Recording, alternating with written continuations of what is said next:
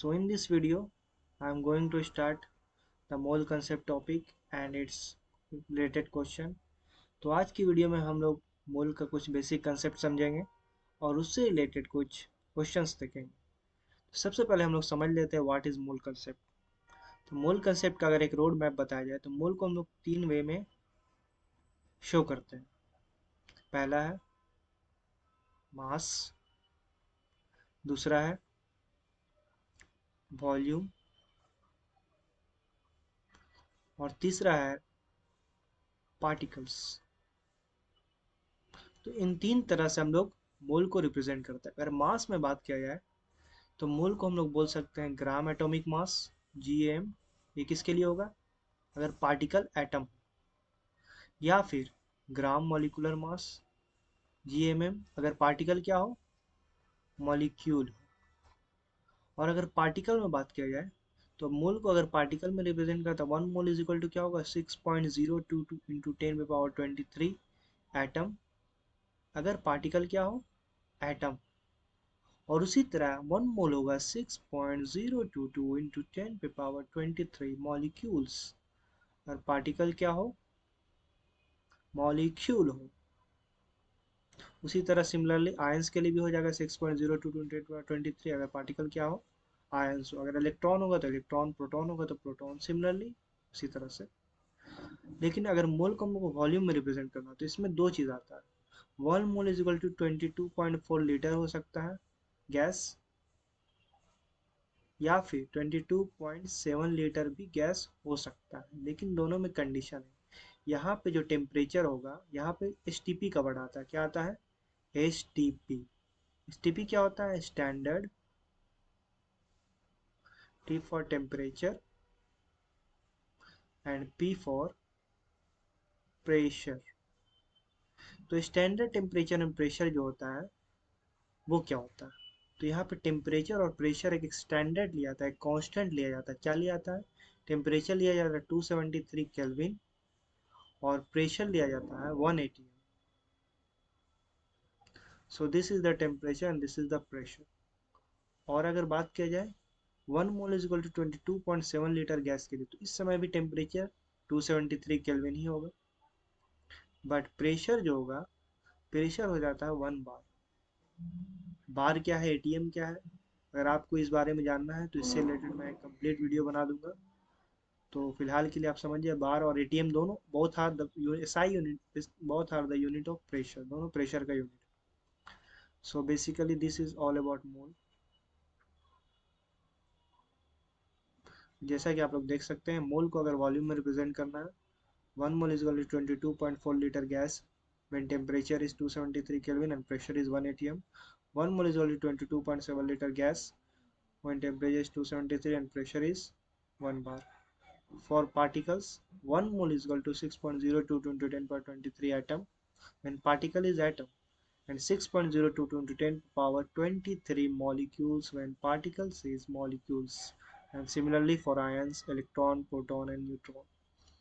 अगर मोल को मास के टर्म में रिप्रेजेंट करना है तो मोल जो होगा 1 mole is equal to gram atomic mass when particle is atom, and 1 mole is equal to gram molecular mass when particle is molecule. Similarly 1 mole is equal to formula mass हो जाएगा when particle is ions. So ये basic concept आप लोग समझ गए होंगे। तो अब हम लोग स्टार्ट करते हैं question.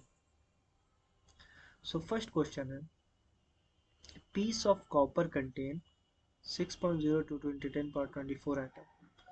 Piece of copper contain 6.022 into 10 power 24 atom. So how many moles of copper atom does it contain? यानी एक कॉपर है जिसके अंदर इतने एटम्स है, तो पूछ रहा है इस एटम के करस्पॉन्डिंग कितना मोल्स होगा। यानी तुमको पार्टिकल दिया हुआ है, क्या निकालना है? मोल्स निकालना है। यहाँ देख सकते हैं 1 मोल किसको रिप्रेजेंट करता है?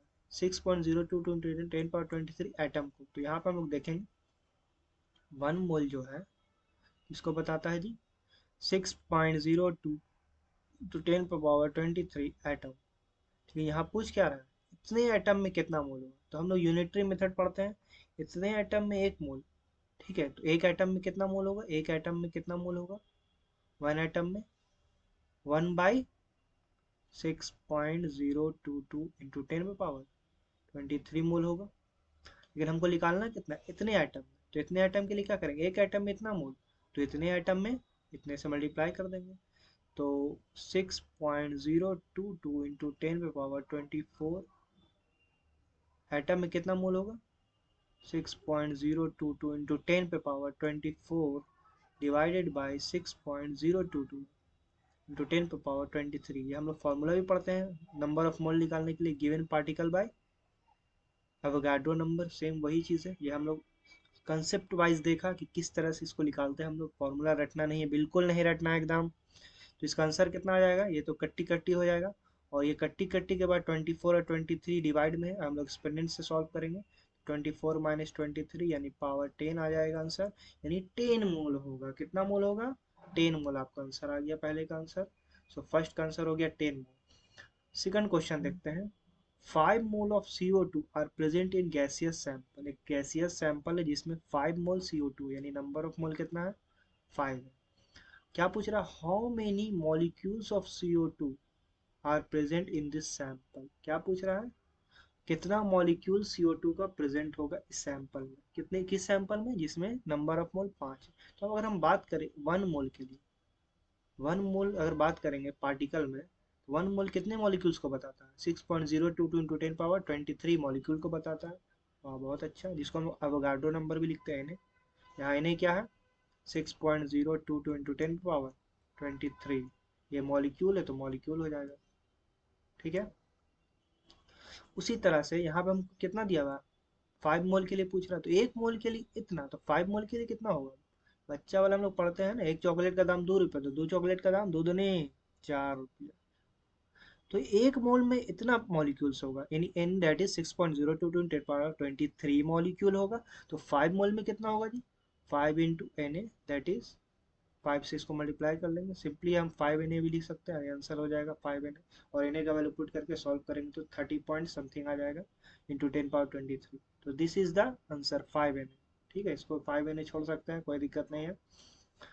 हम लोग तीसरा क्वेश्चन बढ़ते हैं। आई होप यहाँ तक आपको समझ में आ गया होगा। यहाँ पूछ रहा था क्या, 5 मोल CO2 में कितना मॉलिक्यूल होगा। तो हम लोग जानते हैं मोल को मॉलिक्यूल्स के टर्म में, अभी हम लोग यहाँ देखा पार्टिकल के टर्म में। अगर एटम होगा तो इतने एटम को बताएगा एक मोल, अगर मॉलिक्यूल होगा तो इतने मॉलिक्यूल को बताएगा, अगर आयन होगा तो इतने आयन को बताएगा, कुछ भी होगा इतने पार्टिकल्स की संख्या को एक मोल रिप्रेजेंट करता है। अगर पार्टिकल का बात, मास का बात करेंगे तो ग्राम एटॉमिक मास या ग्राम मॉलिक्यूलर मास या फॉर्मूला मास के बराबर, वो डिपेंड करेगा एटम है, मॉलिक्यूल से या आयन से। उसी तरह से 1 मोल वॉल्यूम के लिए अगर रिप्रेजेंट करेंगे 1 मोल, तो 22.4 लीटर गैस को बताएगा at this temperature and this pressure, और 22.7 लीटर गैस को बताएगा at this temperature and this pressure. Basically अभी जो हम IUPAC से जो साबित है, वो इस प्रेशर को अभी मॉडर्न टाइम में लिया जाता है, लेकिन बहुत सी पुराने बुक में 180 प्रेशर भी देता है। अगर ये दे रहा है तो आपको 22.4 यूज़ करना है, लेकिन अगर ये दे रहा है 1 बार दे रहा है तो 22.7 यूज़ करना है।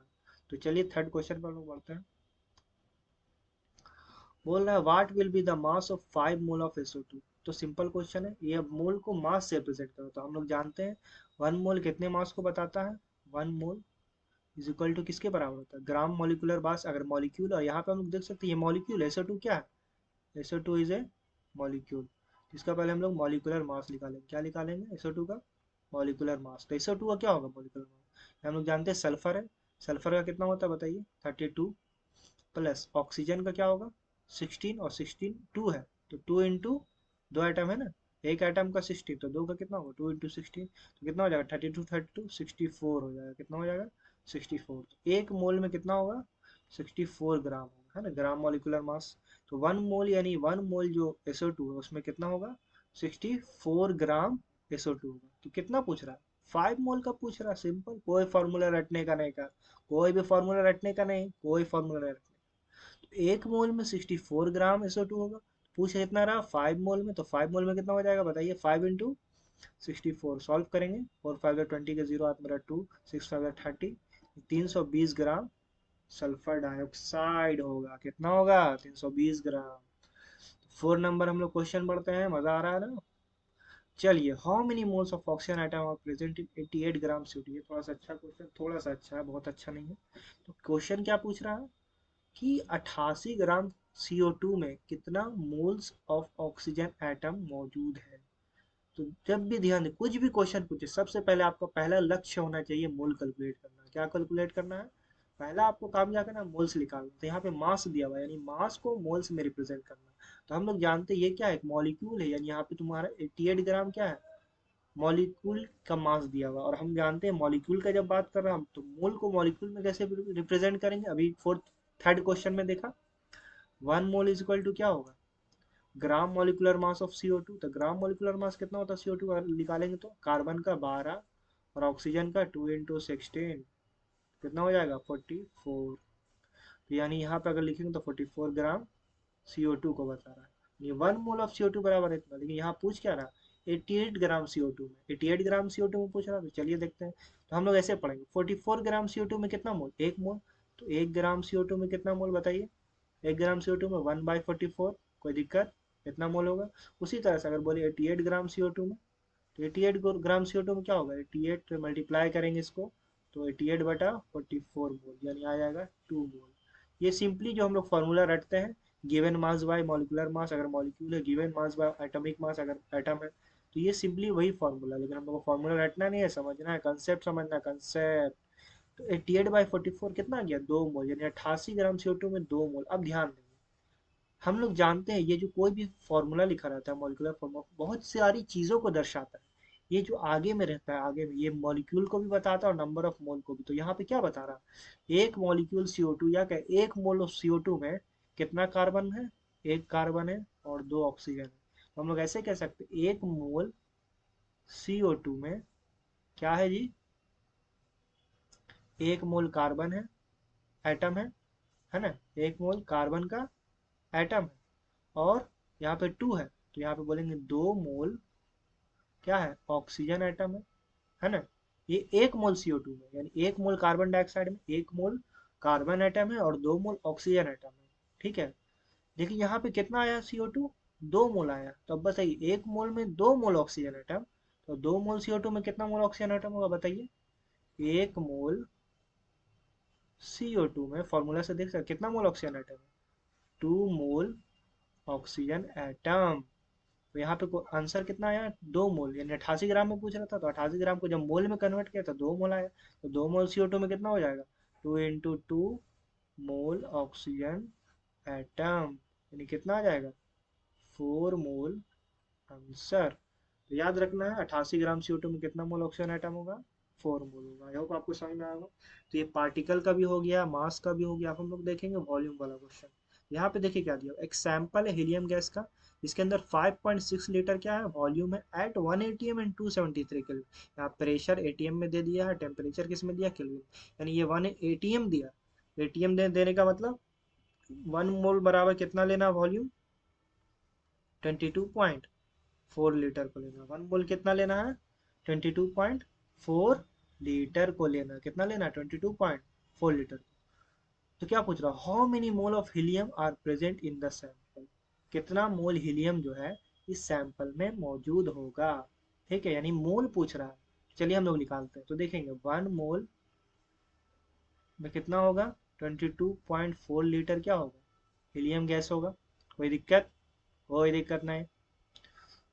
क्या पूछ रहा है, 5.6 लीटर वॉल्यूम में पूछ रहा है कितना मोल्स हीलियम होगा। यानी हम लोग जान 1 मोल में कितना होगा, 22.4 लीटर हीलियम गैस होगा। तो इतने लीटर वॉल्यूम में कितना हीलियम गैस होगा at this temperature and this temperature and this pressure.